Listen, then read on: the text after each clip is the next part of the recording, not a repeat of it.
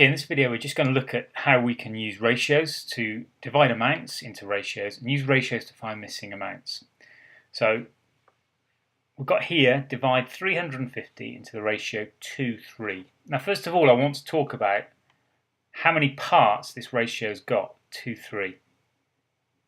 Because it's actually got, it's not the two parts here, it's actually got 2 and 3, it's got 5 parts. So you might get asked, how many parts has that ratio got? Well, this has got 5 parts. That's important to understand. And what I'm going to do is I'm going to take the 350 and I'm going to divide it by 5 to get 1 part. So I don't think I need my calculator for this. 350 divided by 5 gives me 70. So 1 part is $70.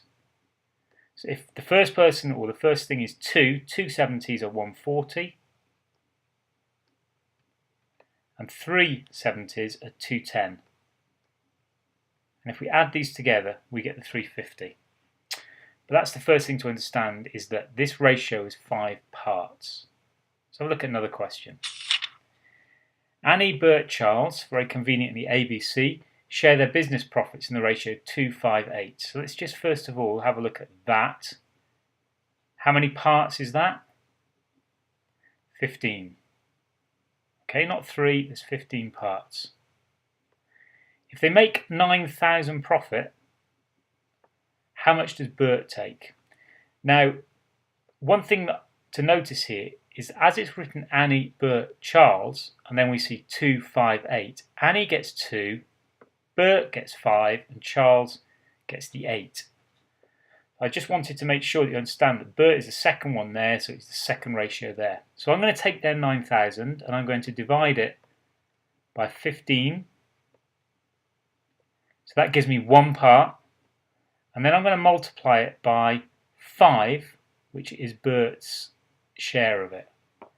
So 9,000 and divide it by 15 and times it by 5 will give me 3,000. So Bert will get $3,000 profit, or a third.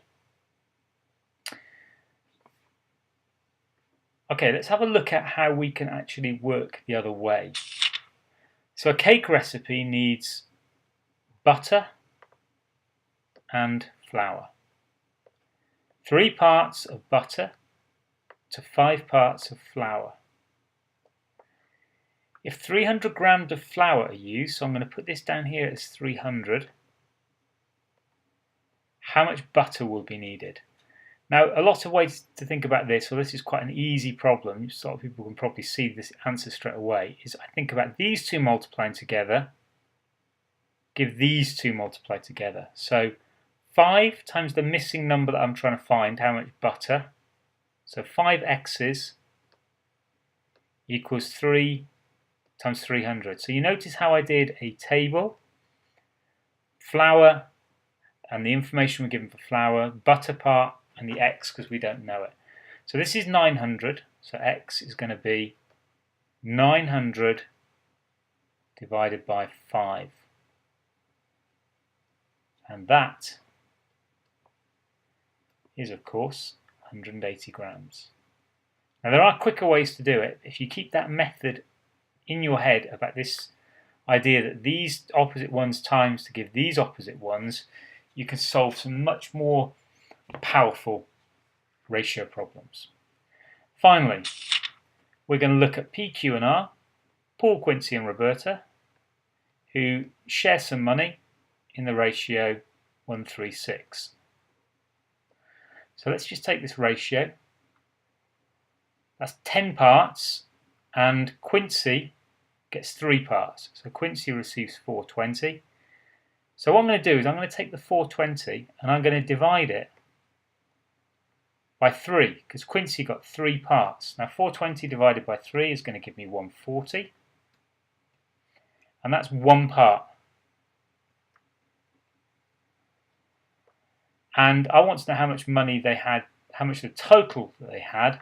If 1 part is 140 and this ratio gives me 10 parts, it's just 140 times 10, which is 1,400. So there's my answer. So in this video we've looked at how to distribute profit or money or amounts into ratios, and also how to solve some ratio problems such as this.